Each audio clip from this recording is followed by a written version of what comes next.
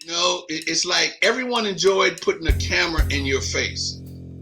Tell us a little bit about that. I mean, if I was to explain this to you in simple terms, it was half a Robin Hood. Robin Hood stole from the rich and gave to the poor. I stole from the rich and then I kept it. Time to go to work. We rollin'! Yeah!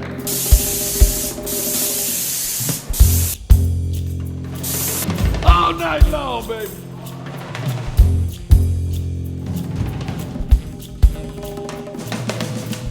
Guess what, man? I am sitting here now with the man, the gangster, the bad guy, the brash, Mr. Chael Sonnen. What's happening, baby? What's up, baby? How you doing, man?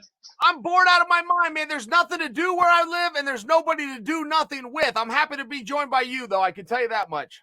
Well, don't feel bad because everybody else is doing just about the same thing. They're probably so damn tired of looking at themselves, they don't know who's who.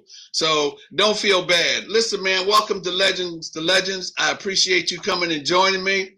We've known each other for quite a little while, and we've had different various conversations, but all of our conversations have been mainly event related. Now I want to sit and chat. I'm going to ask you questions, and I'm going to want you to ask me a few questions, whatever. No questions off bounds. As far as I'm concerned, you can ask me whatever, baby, and I'm ready to roll. But let me tell you something. I've done a little research, and I've clicked in my memory bank a little bit, and I'm going to tell you, when we're done with this, I'm going to personally call Netflix, and if they don't pick up your story, then there's something's wrong, Trust me. I've done my research, and man, you got a story behind you. Well, but I tell you, and by the way, I would love something new to watch on Netflix. I have exhausted that channel. I signed up for something called Hulu. I've watched everything on there. I got Amazon Prime. Listen, man, I got channels I didn't even know were channels when this whole thing started. I've seen it all, Burt. But listen, man, you've had one heck of a career. You've had 49 pro fights around the world, in Japan and the U.S. You made your pro debut in 1997. With this being 2019, with Bellator being your last fight, and we'll get into whether you're retired or you're still rolling or not, but you've kind of put in 22 years of this, and that's unbelievable. You wrestled at Brigham Young University and the University of Oregon. You're a silver medal in Greco-Roman at the World University Championship. You once even tried a little bit of professional wrestling in 1998. If I'm right, I think I've done my homework a little bit. Your UFC pro debut was in 2005. You fought in WEC, Bellator, Pancrase, Bulldog fights, and you host ESPN MMA and your own Bad Guy Inc. That's a ton of stuff and a very busy man. Well, Burt, I appreciate that. Hey, you made me smile on that. You brought back some good memories when you're talking like the WEC and Bulldog. I mean, we had some really great times. And by the way, of those 49 men I fought, Burt, over 22 years, I never finished less than second. Can you believe that? All those years, and I was never less than second. Quite remarkable.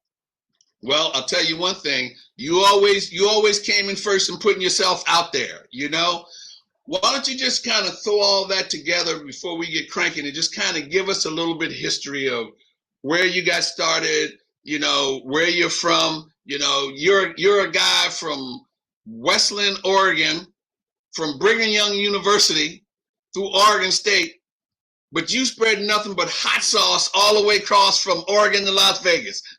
Louisiana hot sauce. So why don't you tell us a little bit about your history and how you got started? Okay, so my story wasn't overly complex. I came from a family of wrestlers. My father, my uncles, all my cousins who I really looked up to were all wrestlers. And there was a rule in my house. Now, we had lots of rules, but one of the premier rules was you do not skip school, period. If we think you're in school, you need to be where we think you are. You don't want to go to class today, let us know type deal. But that was the rule. And I followed that very closely until 1994, junior year in high school. I cut class my one and only time. I went to the video store with my buddy Jeff. We went to Jeff's house because his parents were gone, and we watched a VHS copy of something called the Ultimate Fighting Championship. And I went home after school and I confessed to my father what I did. I said, but Dad, here's the good news. I found out what I want to do with my life. And so I told him all about this. I didn't get in any kind of trouble, believe it or not. He let it go, I think maybe because I confessed to him, but he was also very intrigued by what I was telling him that I watched and telling him how these guys were doing in these different art forms. And my career kind of went from there. My dad was all in. We went right to a boxing gym and signed up for boxing. I've been wrestling my whole life, but we signed up for boxing. I want to say it was that night, if not within a couple of days of me coming home with this story, and just kind of started the pursuit. I went off to college at Brigham Young, and the coach there was a man named Mark Schultz. And Mark Schultz had won the Worlds and the Olympic Games. He was a great and decorated wrestler, but he also had a black belt in jiu-jitsu. And I didn't even know what jiu-jitsu was. We heard this term. You got this guy named Hoist Gracie on this VHS, but there was no gym or club with jiu-jitsu. And that was one of the reasons I went to BYU, was specifically because we had a coach who knew this form of martial art that nobody else had ever heard of. Right. And I dreamed of being a fighter. I was just a young kid, but I had this dream like any other young kid. And when I got out of college, I just pursued it.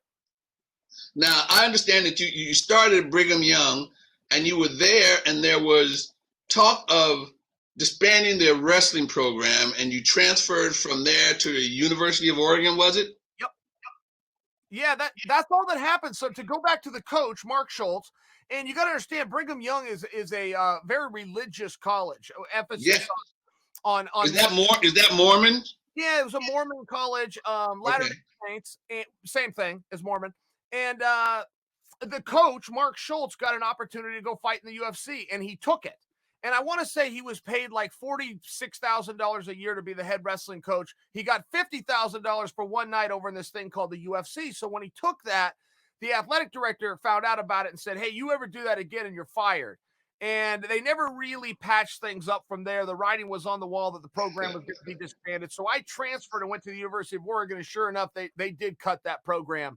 But funny how that also tied in to a martial arts thing through the coach. But yeah, I ended up at the University of Oregon, about 2 hours from the house I grew up in. My parents could come up and watch me wrestle and compete, and great time, man. It was a great time of life. I was there for 4 years, but boy, it went by in the blink of an eye.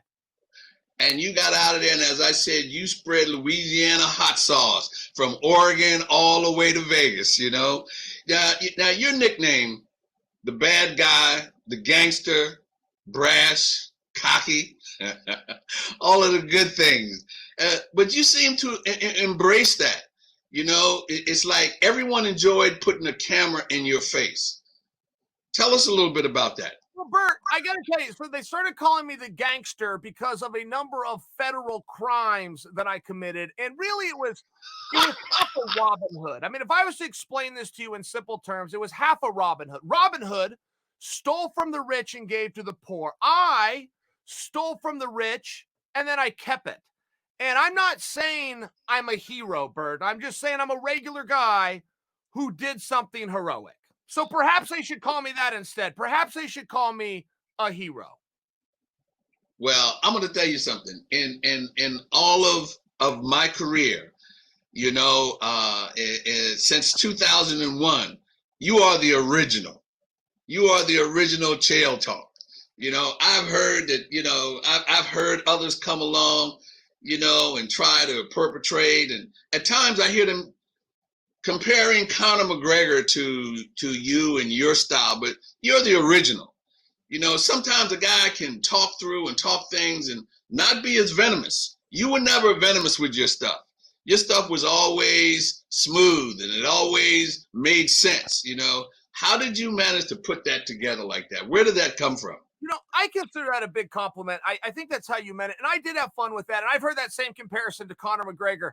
And I've loved. No, wait a second. I didn't compare you to Conor McGregor.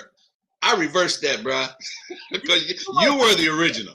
You most certainly did, Burt, and I appreciate what I'm saying is I have heard other people try to draw a comparison between Conor and I will just tell you, I love what Conor does. I think it is so fun. I will stop what I'm doing if Conor's got a microphone in his hand. So I like that. But as far as I was influenced by other people too. And I appreciate you calling me the original. I think in this space, I definitely was, but there was other guys that, I mean, of course we got the great Muhammad Ali, but you could look to the world of professional wrestling. I'm not as big of a professional wrestling fan as sometimes I hear said about myself, but there was greats over there, Stone Cold, The Rock come to mind.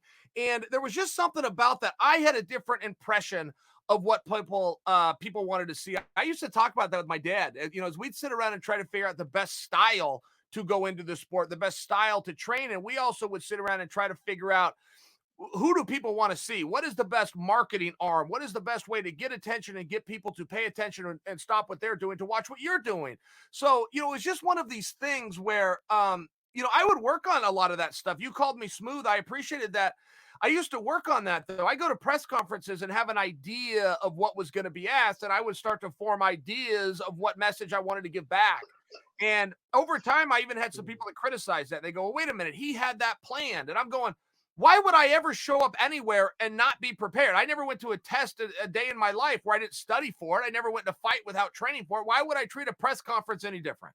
You came upon this situation with Vanderlei Silva, who felt you disrespected him, the people of Brazil, Brazilians, and, during your time on the Tough Show, he actually threatened to walk off the show.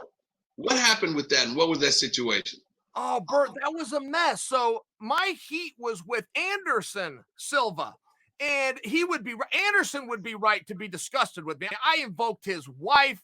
You did. His entire country, his people. I mean, I was spreading that hot sauce, as you put it, all around.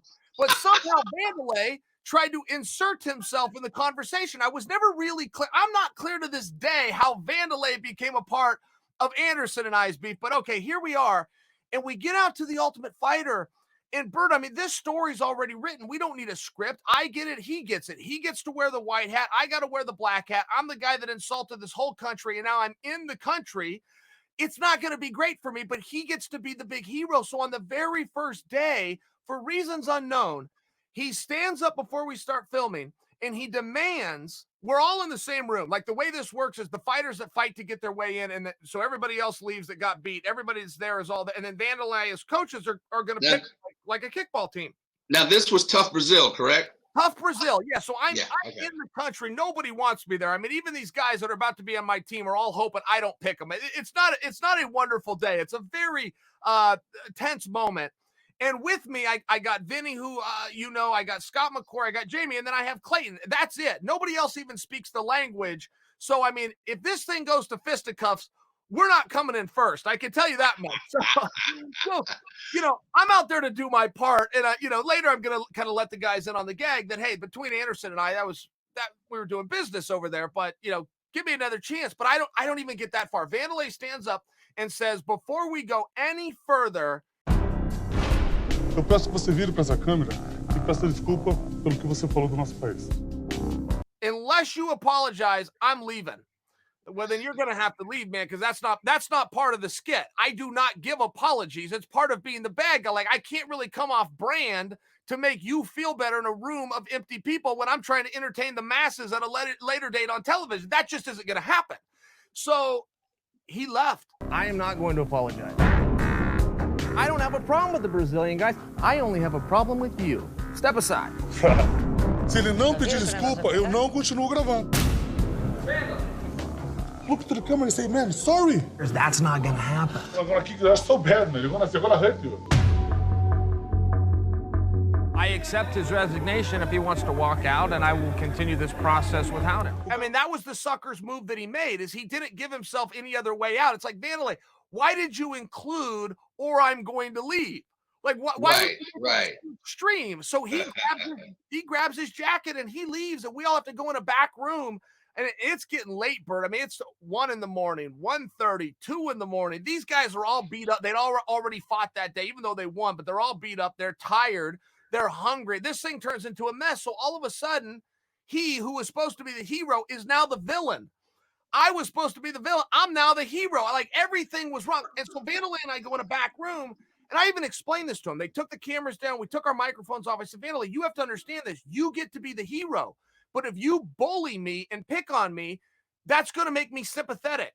I don't want to be liked. You do. So go ahead and take it. I'll take the other role. That's the one I want. But I couldn't get him. He did not understand. He was too hard-headed. And when the whole thing was done, he came out the bad guy. I came out the good guy. He hated it. I hated it. I didn't want to be the good guy, Burt. You know, it definitely came across like that, because in watching that and listening, when he asked you for an apology, I didn't see where the apology was coming from, or what were you apologizing for, or did I miss something? But he's threatened that if you didn't apologize, and I knew you went at Anderson because somebody's wife you were going to have cook a steak and do a little patting. I will slap his manager as quick as I will slap his wife on the ass if she doesn't make me a steak medium rare. Just the way I like it. Medium rare, Burt, the way I like it. Well, if you do me overcooked, I send it back. Well, that's probably what he heard, because I know that he wanted an apology. Now, maybe the apology was for him and the people of Brazil and the Brazilian people, and but he just felt you just disrespected everybody. So he was picking up Anderson Silva slack. But then he threatened to leave and he left. He walked out, and that was bigger than you would think it was. I mean, he literally left, and now, he put himself in a really hard spot. There was a part where we thought, well, I don't think he's going to want to miss this show and then have to deal with Dana after this. But the other side of it is, he said he was going to leave, and he walked out. I mean, they were starting to make phone calls to Vitor Belfort to see if they could get him on a. The production, the way those studios work, you've seen The Ultimate Fighter. You don't have time for this kind of stuff. We've got every 3 days is a new show. We package these things up, and everybody flies home. So yeah, it was a very real thing. And that was tough. I said that to Vandalay too. I said, hey, this was between Anderson and I. Oh, and by the way, I answered for it. I got my ass kicked in front of the world for some of those things. That is the punishment. There's not an additional punishment. By the way, did you hear a moment ago when I compared myself to Robin Hood? I felt like you didn't really give me full credit for that analogy. Half a Robin Hood, Burt. Hello, is this thing on? Hello. I heard that, but I figured, I said, you know what? I'm not going to let him get me. I'm going to kind of let that one go. But I was going to bring it back, because I heard how you compared yourself. Instead of robbing from the rich and giving it to the poor, you kept it for yourself. Right. Oh, I heard that. Yeah. Which is half heroic. That's all I'm saying. I didn't get all the way there. I didn't get all the way there, but I got halfway. And, sometimes just entering the race is the real victory. Now, it was said, and I saw, I didn't see exactly who actually threw the first shove or whatever, but you and he got into a tussling match and actually got into a fight, correct? Yes. So on the very first day, part of the apology that I had to give, he also pushed me that day. And that put a bad taste in my mouth, because, and you do have to understand my situation, which is I know nobody wants me here. I'm well aware of all the things I said and did. But I'm here anyway, right? We're trying to make some TV and get some race. So I'm here anyway. And it was just one of these tough spots. And I hadn't met anybody yet. I have friendships and relationships to this day with these guys, but they hadn't started yet. We hadn't even picked teams. So when he pushes me in kind of like this gang mentality, it was a little bit more intimidating. Vandalay Silva's an intimidating guy to start with. They call him the axe murderer for a reason. But then when you're looking around and go, man, it's 32-on-3. Right? It's 32-on-3, and Clayton, not for nothing, but is retired. What are we doing here? Well, that's all right. He should still be able to put a hand in and give a little hand and fight. Oh, would. Believe me, he would have. But it was one of these things where it's like, Vandalay, let's not do this. So he pushes me, but that's all he did. So I take the push, I allow the separate, I just let it go. But in fairness, I let it go in large part, Burt, because I was scared. There was a part of it, it's like, Vandalay, what are we doing? Like, fighting you after a training camp on an agreed upon time is a tall order. Fighting you in the streets with no gloves? No, thank you. So, but that was the very first day, and that was never caught on camera. So as we fast forward through this process, I was pretty weary of this guy. I didn't know him personally. Anderson Silva, I think, kind of understood a little bit about what was happening, whether he let the world know or not. I think he understood, okay, just let this guy go sell the tickets. Vandalay appeared to not get it and to have taken it legitimately personal. So that, well, maybe the best way to do here is just stay away from this guy. And then one day we end up together. and he confronted me, and I tried to blow him off, and he came back again and a third time, and finally he pushed me. But I was real worried at that point. Like, if he got into, my dad used to tell me, a lot of people's fathers would tell them, you can defend yourself if the other guy throws the first punch. My dad's was a little different, which is, if the guy gets within arm's reach, the fight has begun. You don't have to take the first punch. Keep your space, but if he invades your space, the fight just began. So I followed that same rule with Vanderlei. I told myself, look, if that guy ever gets within arm's reach, go first, or you might not get a go at all. And so I told him that. I said, Vanderlei, I can't let, I kept putting my hands. I said, Vanderlei, I cannot let you get close. And that was my real short way of telling him. My father told me don't let anybody get close. So he came in, and boom, the fight was on. And during that melee, I think it was Badea, one of his trainers sucker punched you. Did you know that? Yes. So his name is Dida. Dida, yes. Dida, I was on top of Vanderlei, and I mean, there's a swarm of guys coming in there. I got a jersey, one of those really thick, tough jerseys, and that thing got ripped all the way off my back. And then somebody's punching me in the back of the head. And I remember holding Vanderlei down. It's a melee. There's people everywhere. But I remember thinking, as I was getting hit in the head, like, how is he doing that? I can see his arms. It had never crossed my mind, Burt, that somebody else would be punching me while Vanderlei and I are in the middle of a fight. Not to mention making a TV show. I mean, that's a pretty good look for a TV show. So after the fact, everything's on camera. Yeah, everything's on camera, including this thing we're talking about now with the punches from Dida. And people were telling me after the fact, they go, no, it was Dida. Dida was punching you. And I was, even though they were telling me, I was having a hard time processing and accepting that. I'm going, wait a minute, Dida wasn't an athlete. He was a coach, which is a whole nother level, right? I mean, a coach is a different level. So for him to be involved with sucker punch, I couldn't accept it. They had to show me it on tape. The next day, Dana fires Dida.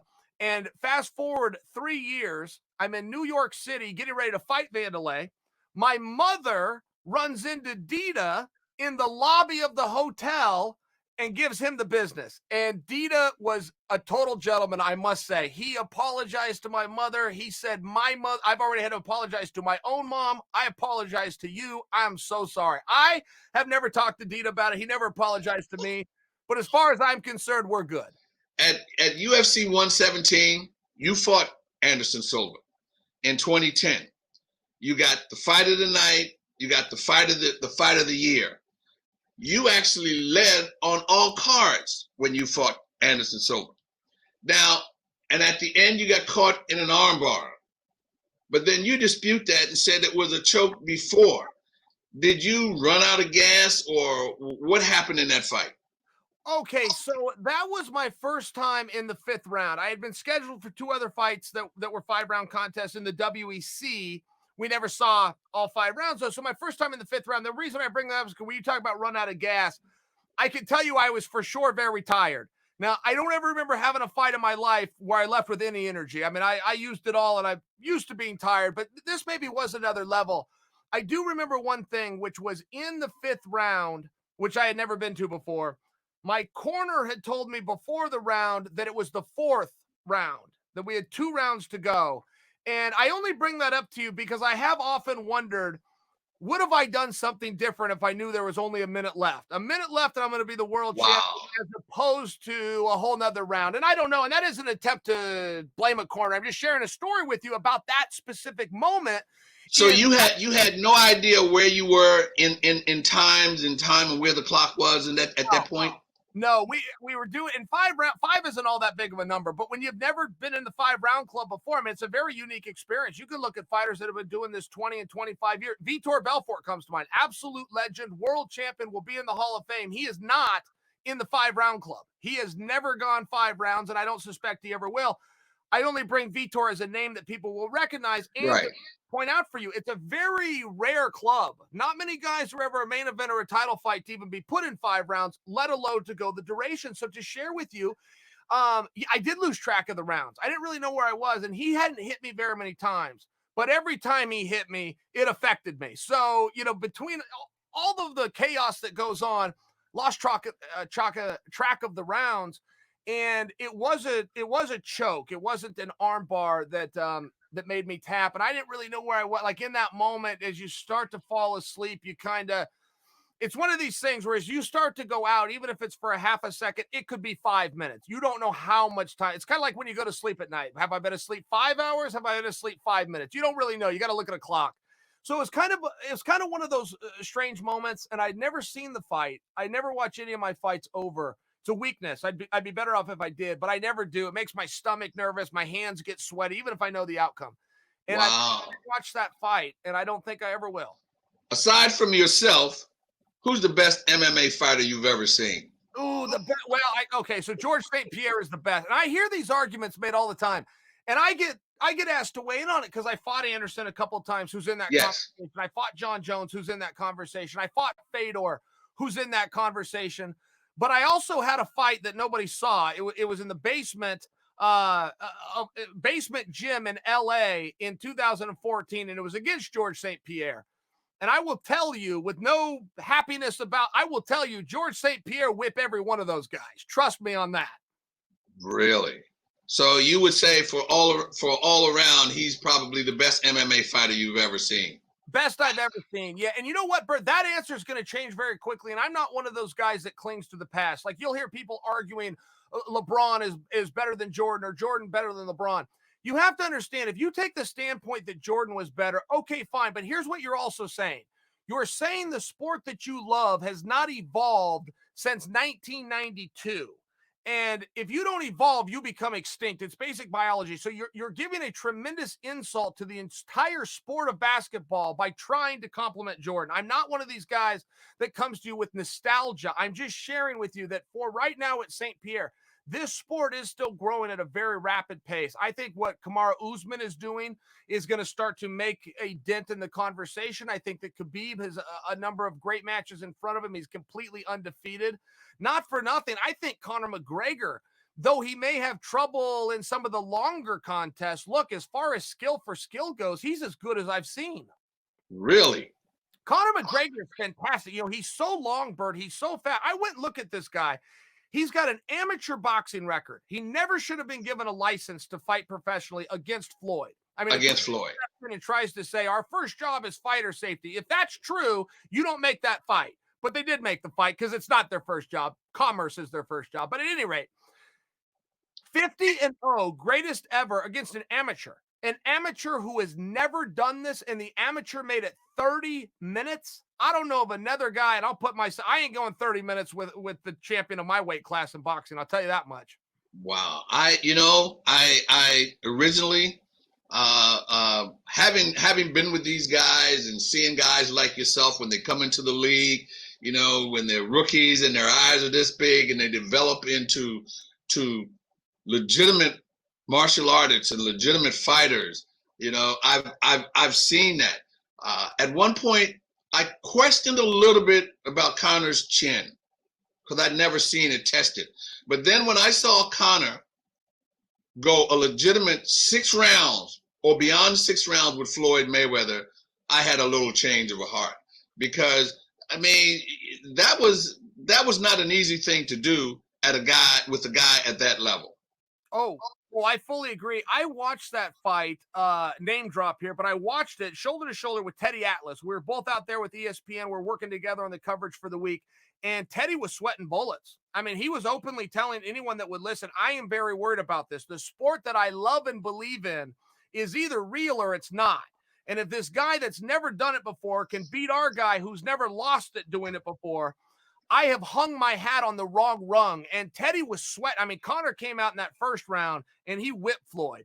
And Conor won about 4 of those first 7 or 8 rounds. And I mean, people were getting very nervous, but moreover, to your point, yeah, he does have a chin. And you know what, Bert? He does everything wrong. I mean, he puts his chin up and his hands down. On rule 1, you learn to put your chin down and your hands up. For real. He still gets tested, but he's so quick. You know, he gets out of the way. He returns. He's a good fighter, man.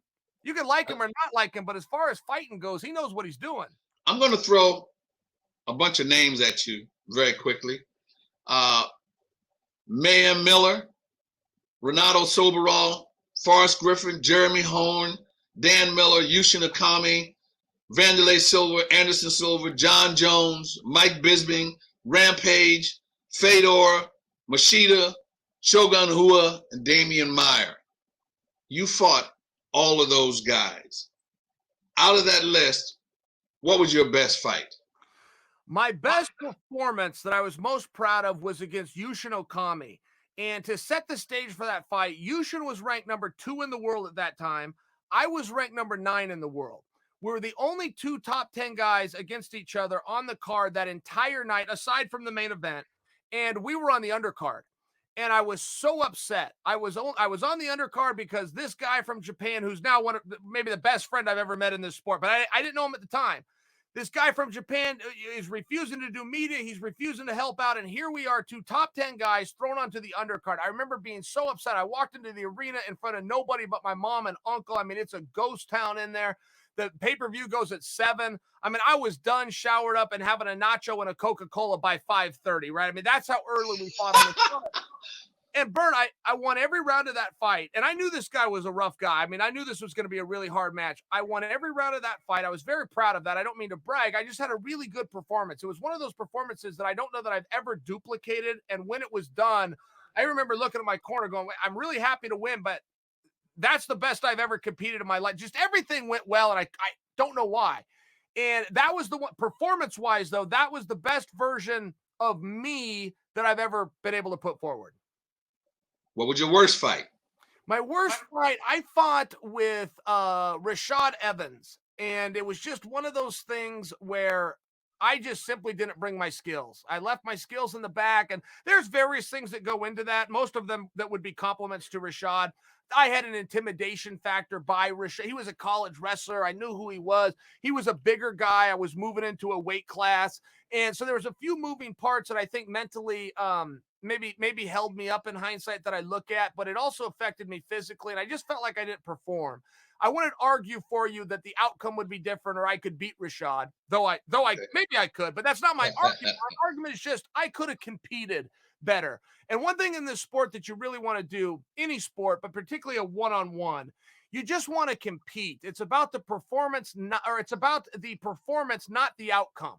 So instead of focusing on, am I going to win or am I going to lose and getting worried about that, if you can calm down a little bit and just think about what does it take for me to perform at my best, you can be very happy with yourself at the end of the night, regardless of if you got the gold or the silver medal.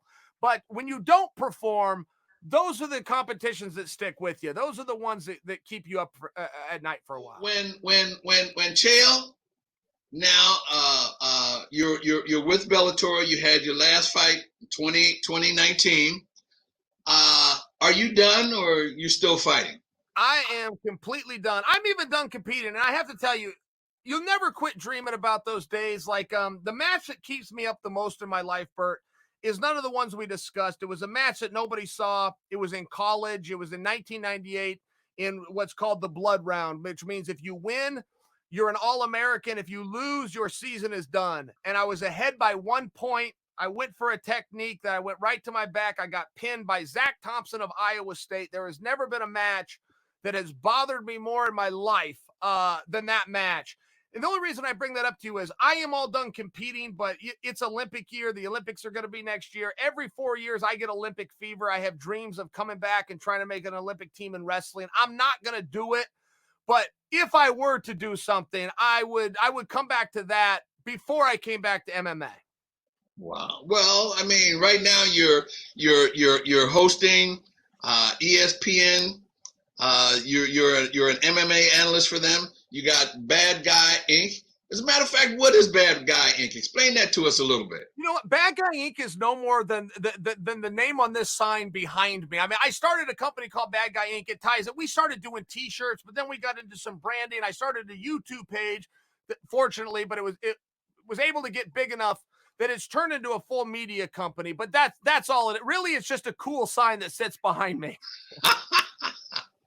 So what do you do on your time off? What are some of your hobbies? Oh man. Okay, Burt, if there's one thing in life I do not want, it is a day off. Like if I check my calendar every night when I go to bed to see, what time the first thing is the next day. If that calendar is ever empty, which is rare, but if it is, oh my God, that would be a depression for me. I hate days off as much as I hate sleep. But if I had some free time, I really like a movie. I like a movie at the theater though, with a Coke big enough to swim in and a popcorn that I could never finish. And so the movies are all shut down right now. So that's been a tough one for me, but I don't have a lot of hobbies. I wish I did. I wish like I knew how to ski. I don't even know the first step. I don't know where I even rent the equipment, or do you have to have a ticket or a pass? I don't know how that works. I wish I knew how to fish. I wish I knew how to play tennis. I just never learned those things. So I have a lot of hobbies. I mean, I have a lot of interests, but I don't have a lot of hobbies. I'm interested in politics, by example. Very boring for most people, but I like those debates. I like when two guys are verbally arguing and it comes down to who's quicker than who. It comes down to body language. I study a lot of those things that other people would find dull. You know, speaking of debates, you're very passionate about what you say, but not always who you say it to. What and where would you feel would be the most powerful place for your voice?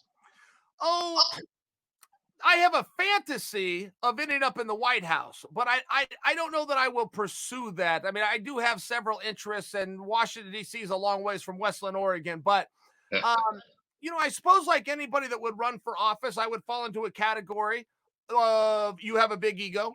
You think you're smarter than other people. Sometimes you're right, sometimes you aren't. But I think I would fall into that category, whether that's good or bad. And I would like to have a little bit more influence. I would like to have some debates with some of these, you know, alleged smart people, and see who comes out on top, Burt. But I have a feeling it'd be one more for the bad guy. That's always the greatest line. Do you think when I run that the constituents will appreciate the Robin Hood story as much as you did? I mean, do you think, like, nobody's really recognized me? Like, I would think there'd be a statue put up in my hometown for some of these heroic behaviors, but everybody just kind of, you know, blows over. Kind of lets that Robin Hood story go away, huh? You know. Well, you know, during your career, there have been some discrepancies and some things of miscommunications. What would you do differently in your career, and what things have happened in your career that people have not understood? Okay, so I think that you're talking about me being suspended for a plethora of performance-enhancing drugs that I was synthetically inserting into my head. Now, I have to tell you this, Burt. If I could go back, if I could have the information that would have been helpful, if I could have had some of the testing and some of the education that would have been helpful, you want to know what I would have done differently? I wouldn't have got caught.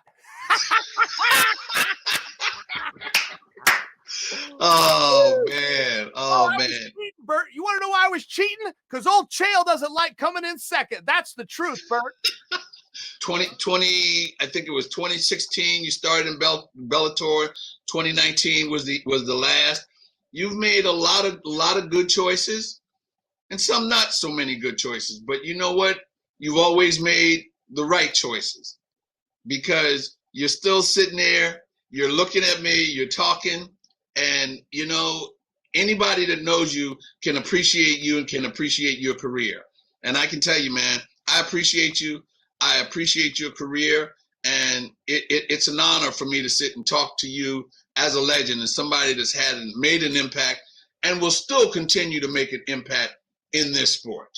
Burt, that was beautiful. That was very sweet of you. I don't know that I deserve that, but thank you for that. And I got to tell you, that's mutual. And by the way, I feel like you're about to kick me off the show. Before you do, does the audience know about the time you were mad at me? Do you remember the time in WEC when we had to weigh in the morning of weigh-ins with you between 9 and 11 a.m.? So I went down to the scale, but apparently I was in the wrong room, but I found the scale. So I thought I was in the right room, but I had no way to communicate with you. And this is before I had my first cell phone. So do you remember this? I found a towel and I found a marker. So I wanted to leave you a note to let you know I was here. I was here, but I must be in the wrong place. So I literally wrote you a note on a towel and just hung it over the scale. Then I went back to my room. I do remember that. I do remember that. You were like, hey, nobody stiffs me on a weigh-in. No. You go, but I got you. Okay. You know what? But leaving me, you know, leaving me that note, and I remember asking Lester. I don't know if you remember Lester. Because Lester knew that you left that note. And I asked Lester, who left that note? And he said to me, who else? Well, I appreciate you, and I appreciate this, Chael. You know what? And this was only a lead up to us at some point getting to do part 2 of this, because I'm going to tell you something, man. I've had a great time, and I've enjoyed every bit of it. And I want you to tell me right now that we're coming back for part 2. Guaranteed. Man of my word, I'll be in part 2 anytime you want.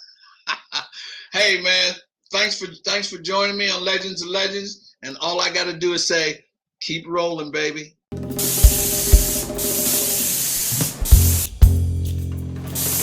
All night long, baby.